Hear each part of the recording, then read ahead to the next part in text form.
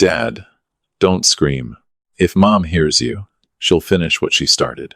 My son's voice came from the top of the staircase, just as I stepped through the front door, carrying a bottle of Napa Valley wine my wife had supposedly forgotten before leaving for her weekend trip. The bottle slipped from my hand and exploded across the marble floor. I slowly looked up. My son, Preston, was standing on his own 2 feet. 10 years earlier, doctors had told us he would never walk again after the car accident that shattered his spine. For an entire decade, I had pushed his wheelchair through hospitals, rehabilitation centers, birthdays, holidays, and countless sleepless nights, believing every painful word the specialists had told us. Yet there he was, gripping the banister with trembling hands, looking more frightened than I had ever seen him. Before we continue, please subscribe to the channel and let us know in the comments where you're listening from today. My name is Victor Harrison. I was 68 years old, recently retired after more than 40 years building commercial properties across the Midwest. I had always believed my greatest accomplishment wasn't the office towers or shopping centers that still carried my company's name. It was my family. My wife, Valerie, had stood beside me for 36 years. My son had survived an accident that should have taken his life. I believed we had endured the worst life could throw at us. I was wrong. Preston descended one careful step at a time, every movement stiff from years of pretending he couldn't walk. When he finally reached me, he grabbed both of my arms with surprising strength. "We don't have much time," he whispered. "Mom isn't in Napa." I stared at him, unable to process a single word. "What are you talking about?" He glanced nervously toward the security cameras mounted in the hallway before lowering his voice even further. "She turned them off 20 minutes ago. She told everyone she was leaving town because she needed you alone long enough to finish the paperwork." My heart began pounding. "What paperwork?" Preston swallowed hard. "The court documents declaring you mentally incompetent. By Monday morning, they'll move you into a private psychiatric facility, give her full control of every account you own, and no one will believe anything you say after that." I wanted to tell him none of it made sense. Valerie managed every medical appointment, every prescription, every therapy session for him. She had spent years sleeping in hospital chairs beside our son. She had cried with me when specialists said he would never stand again. She couldn't possibly be the person Preston was describing. Yet the proof was standing directly in front of me. If my son had been able to walk, then someone had lied to me for years. "Why didn't you tell me?" I finally asked. Preston's eyes filled with tears. "Because every time I tried, Mom increased my medication. Dr. Thorne always told you the new pills were necessary. They weren't helping me. They were making sure I stayed too weak to leave that wheelchair." My knees suddenly felt unsteady. Memories I had trusted for 10 years began collapsing one after another. The endless medication changes. Valerie insisting on attending every appointment alone with the doctors before inviting me inside. The growing list of specialists who somehow all reached the same hopeless conclusion. I had accepted every explanation because I trusted my wife more than anyone else in the world. Preston looked toward the driveway. "She'll be back soon. She forgot her passport on purpose." "Passport?" I asked. He nodded. "She wanted an excuse to return unexpectedly. She needs to catch you acting confused, so Dr. Thorne can sign the final evaluation." Then he reached into his pocket and handed me a folded document. Across the top, in bold black letters, I read the words, "Petition for Emergency Guardianship." My name appeared on the first page. Valerie Harrison appeared as petitioner. Attached to the filing were psychiatric evaluations I had never seen and signatures I had never given permission to use. I felt the blood drain from my face. Everything Preston had said was true. Somewhere outside, tires rolled slowly across the gravel driveway. Preston looked through the front window, then back at me. His voice dropped to a whisper, barely loud enough to hear. "Dad, Mom's home. If we stay here another 5 minutes, neither of us is ever getting out." At that moment, I realized the greatest betrayal of my life hadn't begun when my son stood up from his wheelchair. It had begun 10 years earlier, and I had been living inside it every single day without ever seeing the trap closing around me. For nearly 10 seconds, neither of us moved. I kept staring at the guardianship petition in my hands, while the sound of tires crunching across the gravel driveway grew louder outside. My own signature appeared at the bottom of 3 different legal forms, yet I had never seen any of them before. Every page carried the name of Dr. Leonard Thorne, the neurologist who had treated Preston since the accident. According to the documents, I was suffering from progressive cognitive decline, episodes of paranoia, financial instability, and increasing aggression toward my own family. Reading those words felt like reading the life of a complete stranger. Preston gently pulled the papers from my hands. "Dad, we have to leave now. You can read everything later." The driver's door of Valerie's SUV slammed shut outside. Without another word, Preston grabbed my arm and led me through the laundry room toward the garage. Even after seeing him walk downstairs, I still found myself slowing down instinctively so he could keep up, forgetting that the wheelchair had been nothing more than a prison he had been forced to live inside. He opened the side entrance and pointed toward my customized mobility van. "Don't use that one." I frowned. "Why not?" Preston walked directly to the rear wheel and shined a flashlight underneath the frame. A thin stream of clear fluid dripped slowly onto the concrete floor. He looked back at me. "She cut the brake line yesterday. If we drove this van down the hill, we'd never make it to the highway." My stomach tightened. Valerie hadn't simply prepared legal documents. She had planned for every possible escape. We abandoned the van and hurried toward the old pickup truck I had kept for hardware store runs after retirement. The engine struggled before finally roaring to life. At that exact moment, the garage door leading into the house began opening. Valerie's voice echoed through the hallway. "Victor, are you home?" Preston ducked low in his seat. I switched off the garage lights and slowly backed the truck toward the service gate hidden behind a row of pine trees. Years earlier, I had installed that secondary exit so construction equipment wouldn't damage the front driveway. Valerie had always complained it was unnecessary. For the first time, it became the reason we escaped. We reached the main road just as I saw Valerie running toward the empty garage in my rearview mirror. She wasn't carrying luggage from a weekend trip. She was holding a leather briefcase, thick with documents. She had never gone to Napa. She had been waiting for this day all along. Neither of us spoke for nearly 20 miles. I kept glancing toward Preston, still struggling to accept that my son was sitting upright beside me, instead of in the specially modified passenger seat we had used for a decade. Finally, I asked the question that had haunted me since he walked down the stairs. "How long?" Preston didn't need me to explain. He stared out the window before answering quietly. 5 years. I nearly swerved off the road. 5 years? He nodded. The feeling started coming back slowly after the second surgery. At first, I could move one toe, then my foot. 6 months later, I could stand for a few seconds whenever nobody was home. I looked at him in disbelief. "Why didn't you tell me?" His voice cracked. "I did." He closed his eyes. "The first person I told was Mom." He explained that Valerie had cried, hugged him, and promised they would surprise me once he became stronger.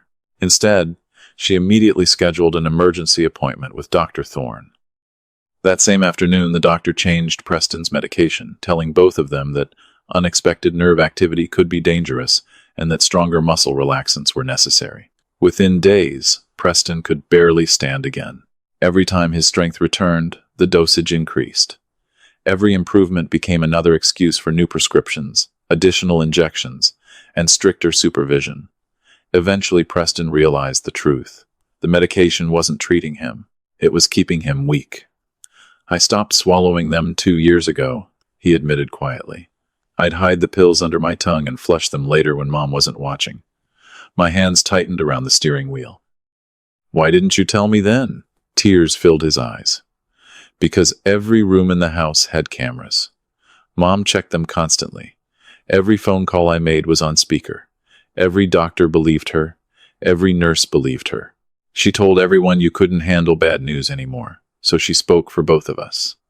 I suddenly remembered dozens of appointments where Valerie insisted on going into Dr. Thorne's office first, while I waited outside. I remembered prescriptions arriving already filled before I had even spoken to the doctor. I remembered being gently encouraged to let Valerie manage the family's finances, because retirement had become too stressful for me. None of those moments had seemed important on their own. Together, they painted a terrifying picture. My wife hadn't simply manipulated our son.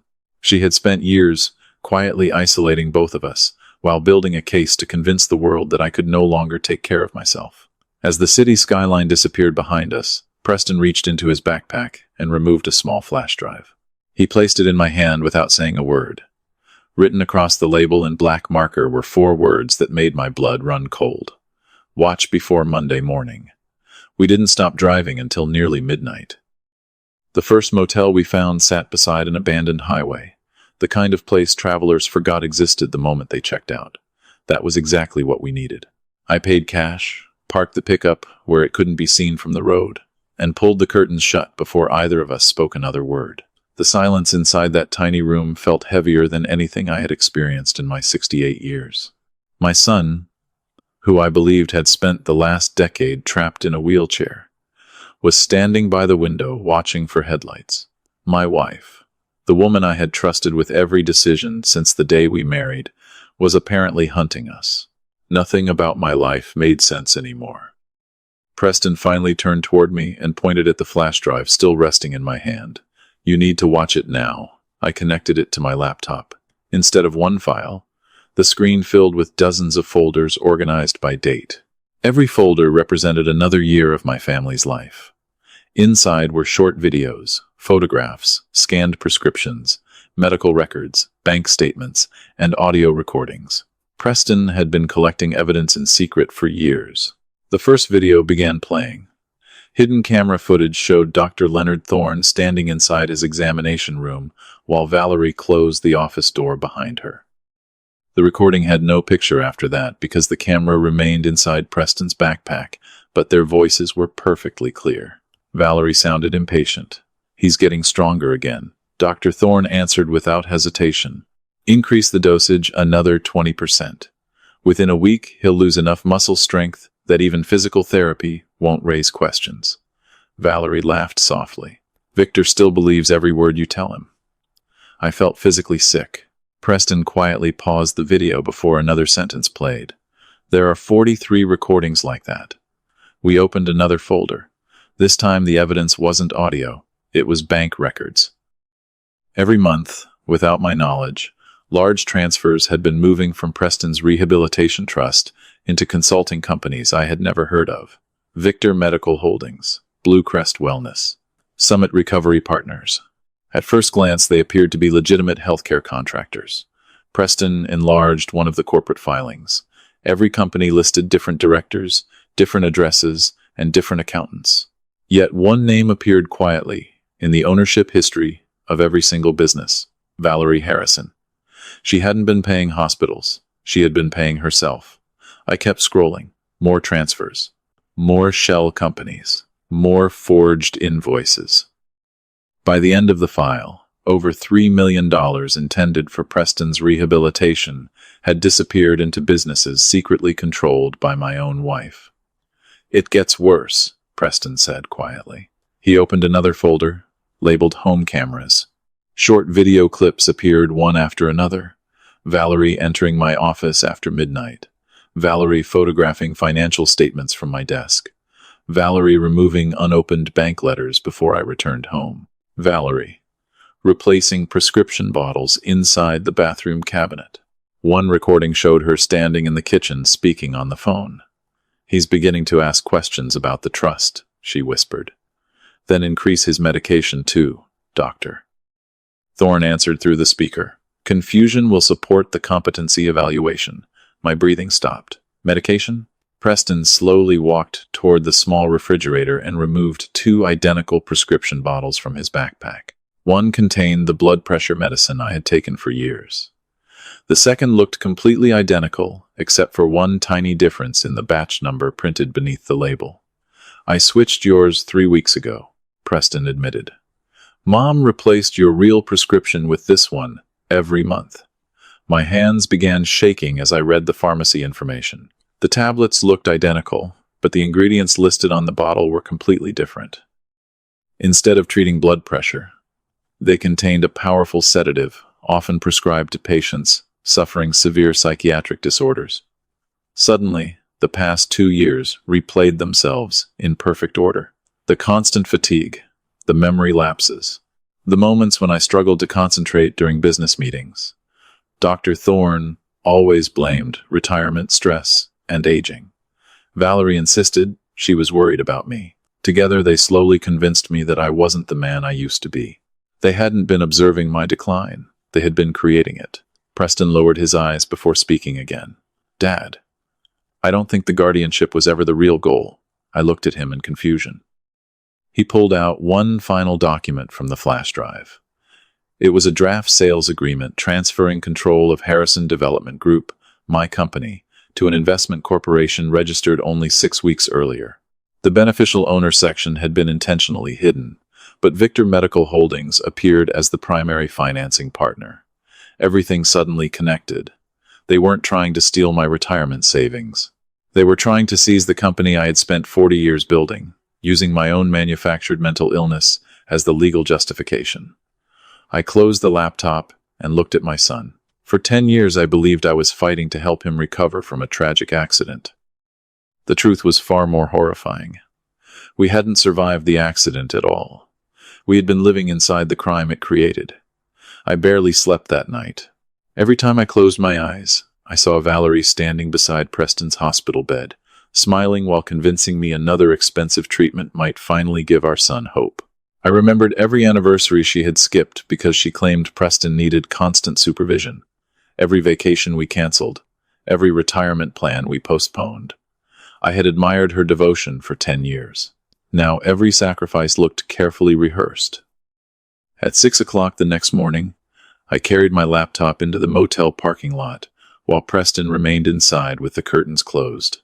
If Valerie had already frozen our joint accounts, I needed to know exactly how much control she had gained. I connected to a public network and logged into one of the private investment accounts I had created decades earlier without ever mentioning it to anyone. The password still worked. The first notification appeared before the home page even finished loading. Multiple failed attempts to access your private portfolio within the last 24 hours. Valerie knew the account existed, but she didn't know how to enter it. That single mistake became the first advantage we had. I immediately reviewed the activity history. During the previous 3 days, someone had requested electronic copies of my property deeds, corporate ownership certificates, tax records, and retirement portfolio. Every request had originated from the same downtown Chicago office building. I opened another browser and searched the address. It belonged to a prestigious probate and guardianship law firm. Valerie hadn't just prepared paperwork. She had already assembled the legal team waiting to strip me of everything I owned. I downloaded every access log before she could erase them. Then I checked our primary household accounts. Preston had been right. My personal authorization had already been removed from 2 checking accounts and 1 investment portfolio. Valerie now held temporary emergency authority based on a physician's declaration stating I was experiencing severe cognitive impairment. My signature had supposedly approved every change. I compared the electronic signatures with genuine documents I had signed years earlier. They weren't even close. Whoever forged them had copied the shape of my name but missed dozens of small details only I would recognize. They had expected judges to glance at the paperwork, not examine it. I smiled for the first time since leaving home.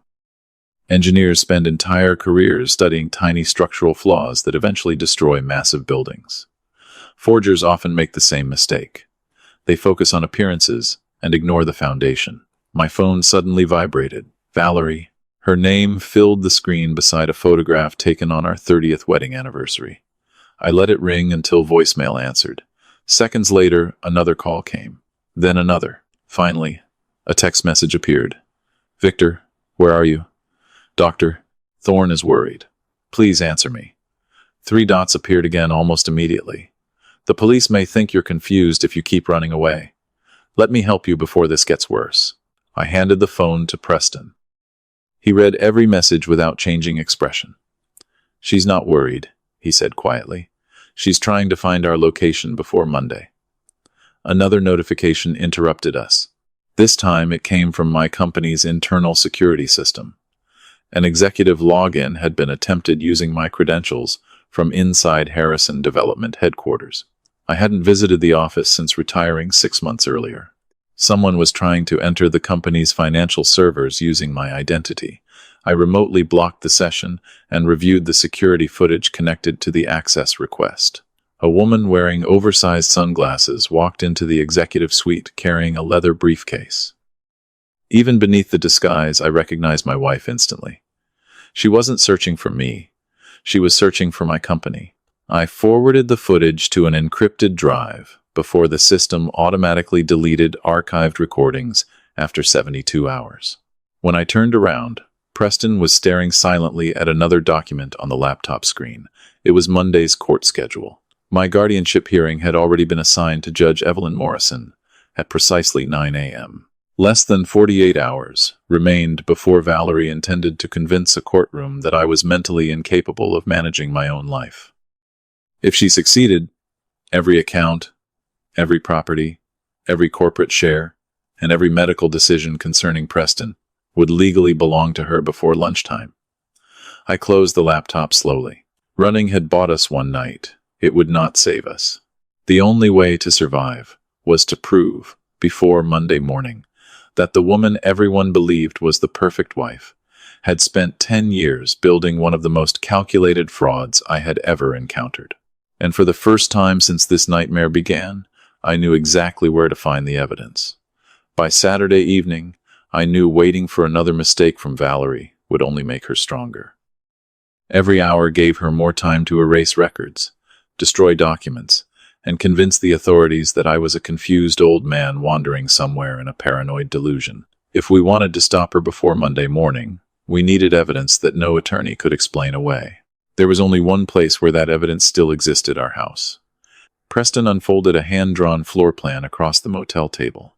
During the years he had been trapped inside that home, pretending he couldn't walk, he had memorized every camera angle, every alarm sensor, and every blind spot Valerie believed nobody else knew. He circled one small room beside the master bedroom. "She calls it the linen closet whenever guests visit," he said quietly. "It isn't. That's where she keeps everything she never wanted you to see." We waited until after midnight before driving back toward our neighborhood with the headlights off during the final stretch of road. From the hill, overlooking the property, the house appeared completely dark except for a single light glowing inside Valerie's upstairs office. Her SUV was gone. Preston checked his watch. "She's meeting Dr. Thorne. They always meet Saturday nights before court filings." We had less than an hour. I disabled the exterior security system using an emergency contractor code I had installed years earlier when the house was built. Valerie had changed every family password after my retirement, but she had forgotten the one hidden inside the original construction software because she never knew it existed. The back door opened without making a sound. Walking into my own home felt like entering a stranger's life. Family photographs still covered the walls. My reading glasses remained beside the living room chair, where I had left them 2 nights earlier. Everything looked normal except that I now understood none of it had ever been real. Preston led me upstairs without hesitation. Behind the shelves of neatly folded towels inside the so-called linen closet, he pressed a concealed latch. A narrow steel door swung open, revealing a small climate-controlled archive. Metal filing cabinets lined both walls. Shelves held labeled storage boxes, arranged with almost obsessive precision. Valerie hadn't been hiding random papers. She had been maintaining an organized criminal record. I opened the first cabinet. Inside were copies of every neurological evaluation Dr. Thorne had ever written about Preston. 2 versions existed for almost every examination. The originals documented gradual improvement, increased muscle response, and measurable neurological recovery. The second versions, the ones submitted to insurance companies and the court, described permanent paralysis, worsening physical decline, and complete dependence on full-time care.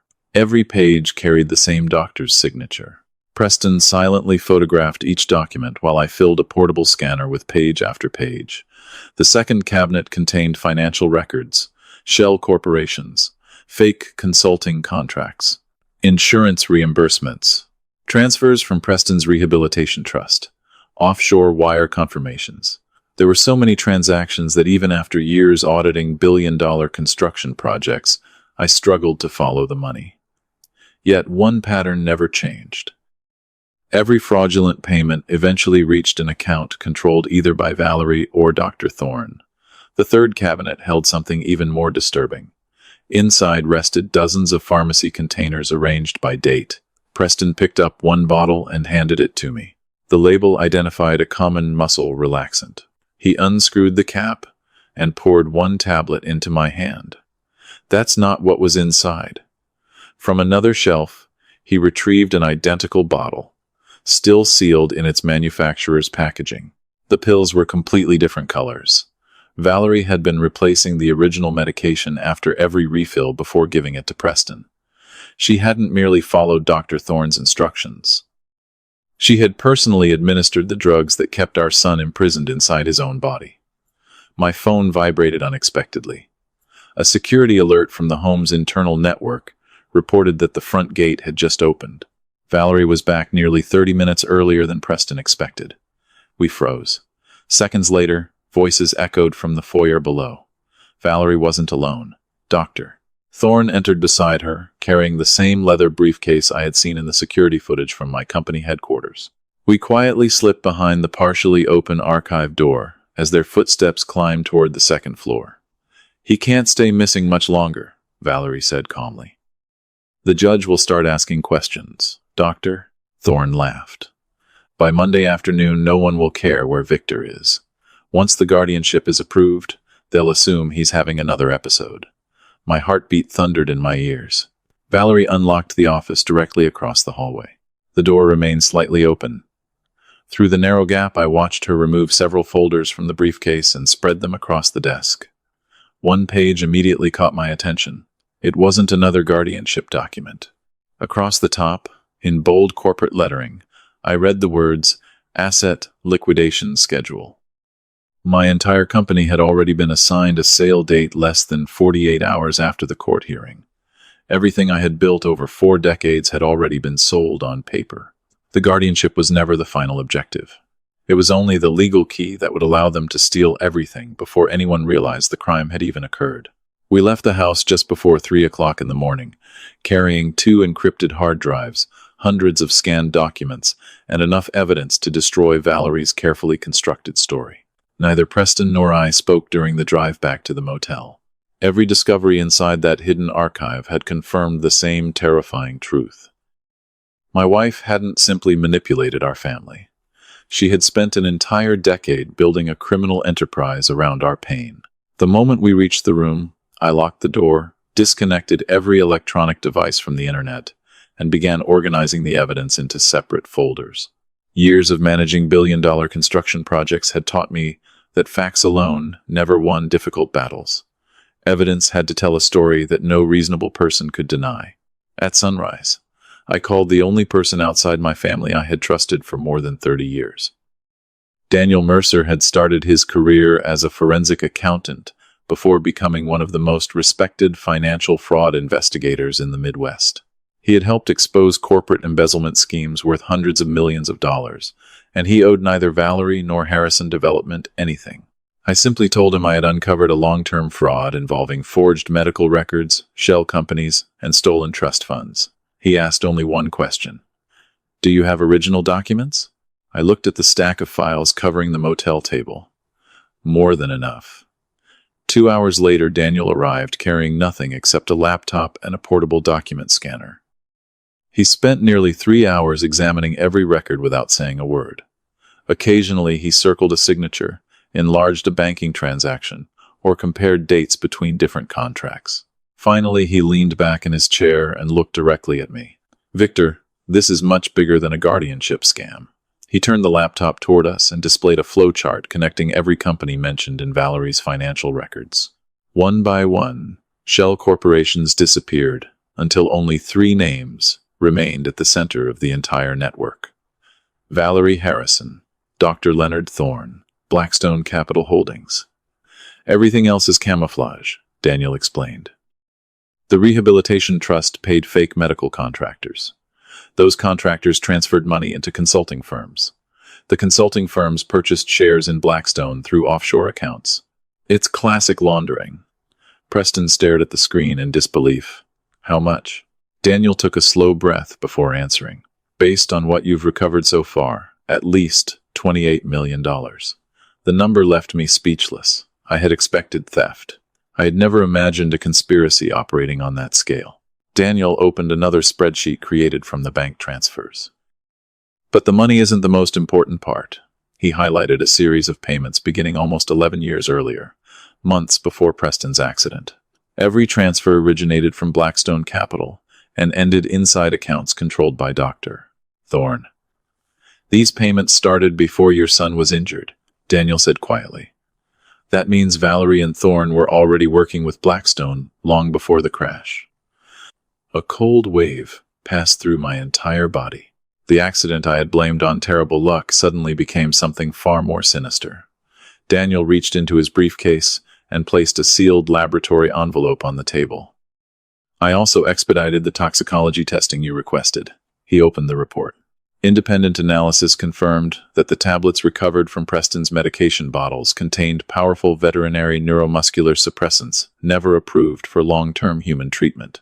Smaller quantities of similar sedatives were detected inside the medication that Valerie had secretly substituted for my blood pressure prescription. The drugs explained my increasing exhaustion, memory problems, and difficulty concentrating during the previous 2 years. I hadn't been developing dementia. I had been chemically pushed toward symptoms convincing enough to support a court-ordered guardianship. Daniel closed the laboratory report and spoke more quietly than before. Victor, none of this was designed to kill either of you. I frowned. Then what was the objective? He slid the Blackstone purchase agreement across the table. To keep Preston permanently disabled, convince the court you're mentally incompetent, transfer control of Harrison Development legally, and make the theft appear completely legitimate. Dead victims create homicide investigations. Living victims declared medically incompetent almost never do. The room fell silent. For the first time since Preston walked down the stairs, every missing piece finally connected. The accident, the medication, the forged evaluations, the guardianship petition, the company sale, and the hidden financial network were never separate crimes. They were individual stages of one carefully engineered operation that had taken more than a decade to complete. Daniel stood and packed away the documents before looking directly into my eyes. I've already contacted someone I trust inside the FBI's Financial Crimes Division, he said. But there's one problem. My stomach tightened. What problem? He handed me a printed list of names. Near the bottom, one entry had been circled in red ink. Judge Evelyn Morrison, the same judge assigned to hear my guardianship case on Monday morning. Daniel's expression turned grim. Victor, if this information is accurate, Valerie doesn't just have a corrupt doctor. She may already have someone inside the courtroom waiting to make sure you lose before you ever get the chance to speak. Daniel left the motel just before noon with encrypted copies of every document we had recovered, promising to deliver them only to investigators he personally trusted. Before walking out, he gave me one piece of advice I would repeat to myself over the next 24 hours. Don't try to prove you're innocent, he said. Force them to prove they were telling the truth. Those words changed everything. Until that moment, Preston and I had been reacting to Valerie's plan. From then on, we began building our own. We rented a small conference room inside a business hotel nearly 40 miles away, paying cash under an assumed reservation so nobody connected to Valerie could trace us. The walls quickly disappeared behind timelines. Financial charts, medical reports, pharmacy records, corporate ownership diagrams, and photographs copied from the hidden archive. Preston stood beside the whiteboard connecting events that had once seemed unrelated. The accident, the first prescription changes, the creation of shell companies, the trust transfers, my retirement, the guardianship petition, Blackstone's purchase agreement. When viewed together, every event pointed toward one destination, the courtroom on Monday morning. That hearing wasn't simply another legal proceeding. It was the final step required to transform 10 years of fraud into legal ownership. We couldn't stop the hearing. We had to let it happen. But we needed the judge to see a completely different case than the one Valerie intended to present. Daniel called again that afternoon. The FBI will move, he said, but they won't arrest anyone until they have direct evidence of conspiracy occurring in real time. Financial records explain the past. They still need proof of the crime is continuing. I understood immediately. Everything we possessed proved what Valerie had already done. We still needed evidence showing what she intended to do next. Preston quietly reached into his backpack and placed Valerie's old smartphone on the table. During our escape, he had taken it from the kitchen charging station without telling me. She uses this for calls with Dr. Thorne, he explained. It's protected by facial recognition, but I know the backup passcode. Within minutes, we accessed dozens of deleted conversations Valerie believed had disappeared forever. Most were ordinary scheduling messages, but hidden inside the archived folder, we found a conversation dated only 2 days earlier. Dr. Thorne had written, "Once Morrison signs the order, notify Blackstone immediately. Transfer control before Harrison realizes the hearing was only the first step." Valerie replied less than a minute later, "Victor won't realize anything. By then, he'll already be in psychiatric observation." I stared at the screen without speaking. They weren't planning to remove me from the courtroom and let me go home. They intended to lock me inside a private psychiatric facility where every protest would be dismissed as another symptom of dementia. Preston downloaded the entire conversation, while Daniel remotely verified the message metadata. "It's authentic," he confirmed. "Timestamps, device IDs, server records, everything matches." An hour later, another breakthrough arrived. One of Daniel's contacts inside the courthouse quietly obtained Monday's witness list. Valerie had listed only 3 witnesses: herself, Dr. Thorne, and a court-appointed social worker, who had never actually interviewed me. The hearing had been designed to last less than 20 minutes. No cross-examination, no independent medical expert, no opportunity for me to challenge the evidence. The outcome had been decided before I even knew the case existed. Instead of discouraging me, that discovery gave me confidence. A plan built entirely on secrecy becomes fragile the moment daylight reaches it. We spent the rest of the evening reorganizing every document into the exact order the fraud had unfolded. Preston assembled the medical evidence. I prepared the financial timeline. Daniel arranged for certified copies of the laboratory reports and corporate filings to be delivered directly to federal investigators Monday morning. Shortly before midnight, my phone vibrated again. It wasn't Daniel. It wasn't the FBI.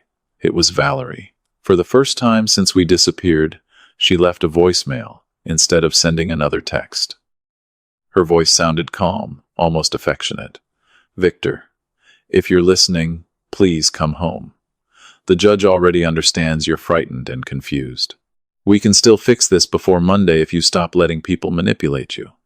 She paused for several seconds before adding one final sentence. "If you walk into that courtroom, you'll lose your son forever." I replayed those last words 3 times. She wasn't making a threat born from anger. She was making a promise based on confidence. Valerie believed she still controlled the final move. She had no idea that, while she was preparing to prove I had lost my mind, we were preparing to prove she had spent 10 years manufacturing that illusion. Monday morning arrived with the strange calm that often comes before a violent storm. At exactly 8:35 a.m., Preston and I entered the county courthouse through a side entrance Daniel had recommended, avoiding the reporters already gathering outside the main doors. Valerie had done her job well. Local news stations were describing the hearing as a routine guardianship case involving a retired businessman suffering from advanced cognitive decline. Nobody knew they were about to witness the collapse of a 10-year conspiracy. As we stepped onto the 4th floor, I immediately saw Valerie standing beside Dr. Leonard Thorne outside courtroom 3. She wore the same soft blue suit she had often chosen for charity events, projecting the image of a devoted wife carrying the unbearable burden of caring for a declining husband. The moment she noticed me, her expression changed from surprise to relief. She walked toward me slowly, tears already forming in her eyes. "Victor," she whispered loudly enough for everyone nearby to hear, "thank God you're safe. We've been so worried." She reached for my hand, but I quietly stepped back. The movement lasted less than a second. Yet I noticed Dr. Thorne watching closely, almost disappointed that I hadn't reacted emotionally. They wanted me angry. They wanted me unstable. Instead, I simply nodded without saying a word. At precisely 9 o'clock, the bailiff opened the courtroom doors.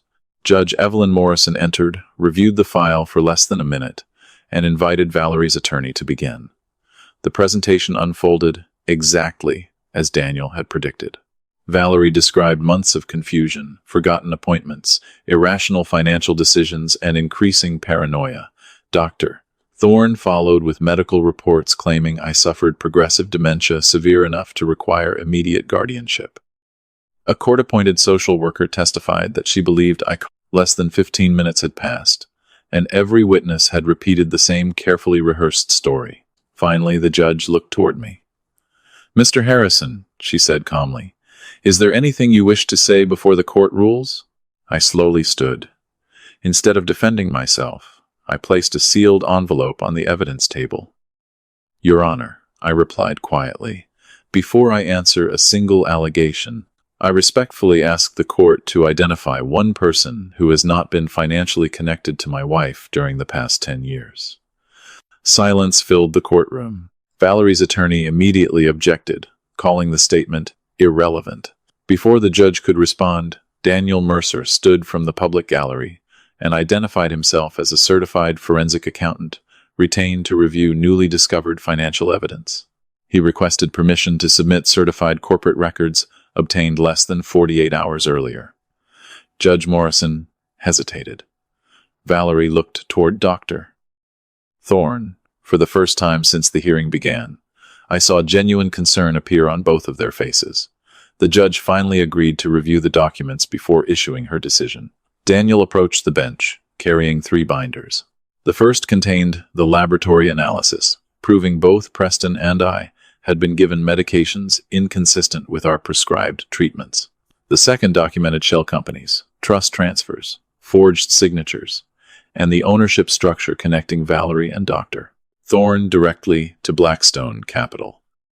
The third contained the original neurological evaluations, showing Preston had gradually recovered years earlier, while false reports describing permanent paralysis had been submitted to insurance companies and the court.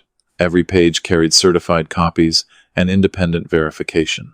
Valerie's attorney stopped speaking. Dr. Thorne lowered his eyes toward the witness stand.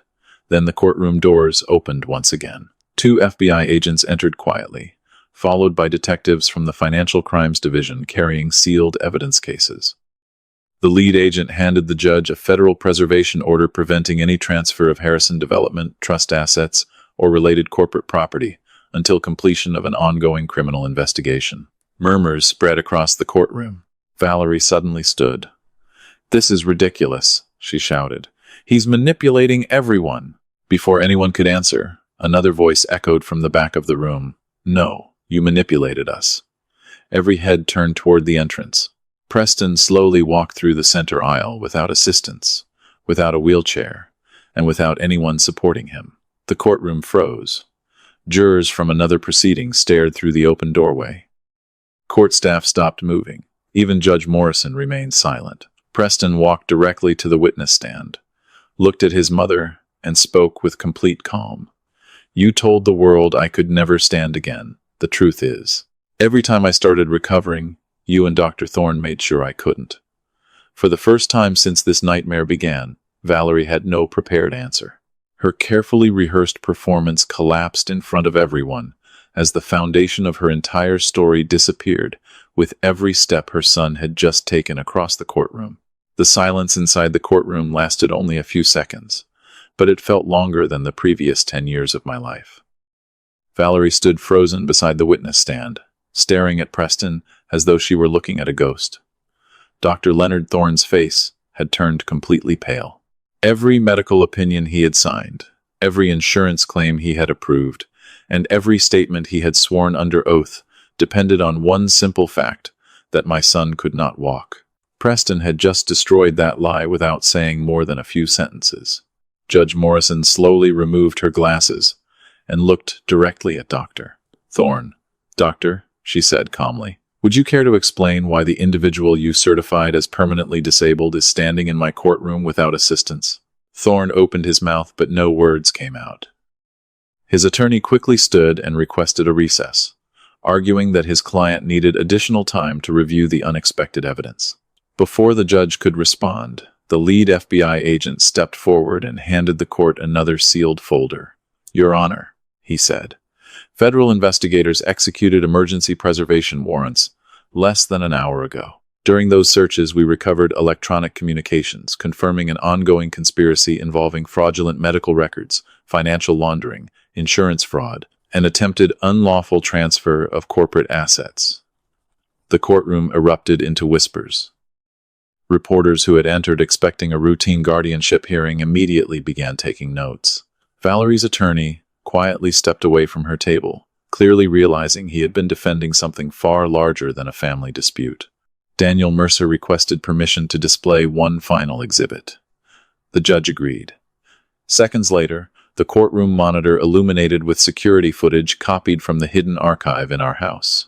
The first video showed Valerie privately meeting Dr. Thorne immediately after one of Preston's examinations. Their conversation was unmistakable. "Increase the dosage," Thorne said. "If he keeps getting stronger, Victor will start asking questions." The second recording showed Valerie replacing prescription medication inside our bathroom before carefully resealing the bottles. The third displayed bank transfers flowing from Preston's rehabilitation trust into shell companies secretly owned by Blackstone Capital, with Valerie and Dr. Thorne listed as beneficial owners. Every exhibit matched certified banking records already submitted into evidence. Every timestamp matched the forensic reports. Every lie collapsed beneath documented facts. Valerie suddenly slammed both hands onto the defense table. "You don't understand," she shouted. None of this would have happened if Victor had simply retired and let go of the company. The words escaped before her attorney could stop her. She realized her mistake immediately, but it was too late. Her own outburst confirmed that Harrison development, not my health, not Preston's recovery, not our family's well-being, had always been the true objective. Judge Morrison looked at her with visible disbelief. "Mrs. Harrison," she said quietly, "are you admitting your concern was the company rather than your husband's medical condition?" Valerie remained silent. She didn't need to answer. Her expression had already done it for her. The FBI agent nodded toward two detectives waiting near the courtroom entrance. They approached Dr. Thorne first.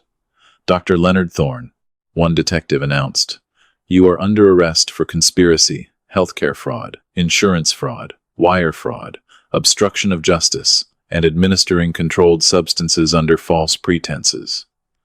As handcuffs closed around his wrists, Thorne lowered his head without resistance. Valerie watched in horror as he was escorted toward the exit. For years, she had trusted him to protect their secret. Now, he never looked back at her once. Seconds later, the detectives turned toward Valerie.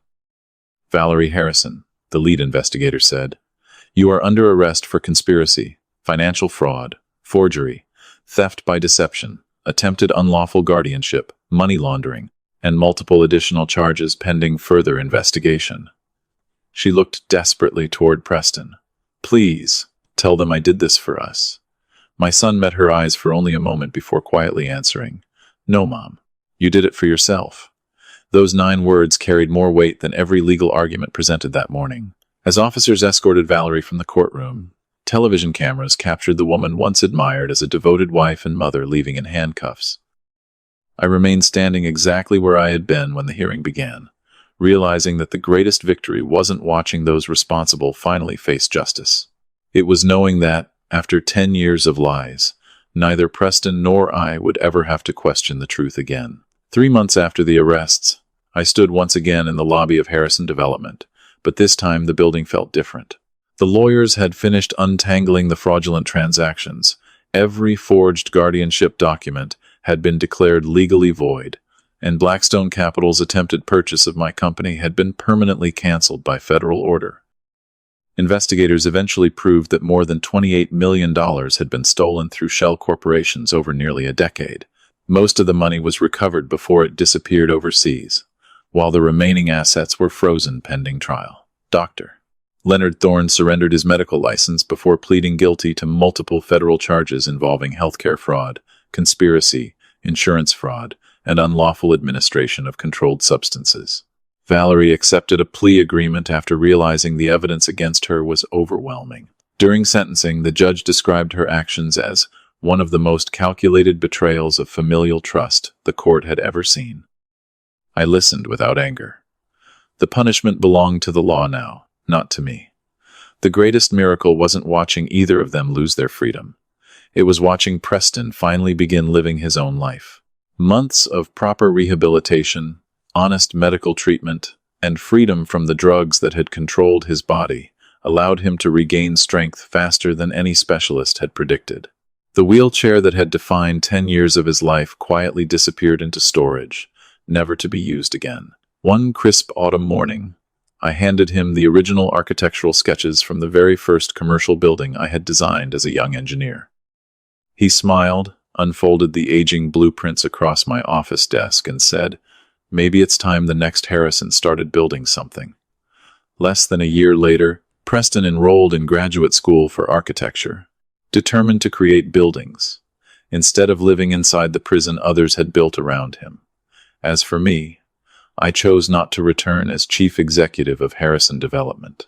Instead, I established a charitable foundation supporting victims of financial exploitation and medical fraud, ensuring families facing similar betrayals would never have to fight alone. Looking back, people often ask what hurt the most: the stolen money, the lies, or the 10 years that can never be returned.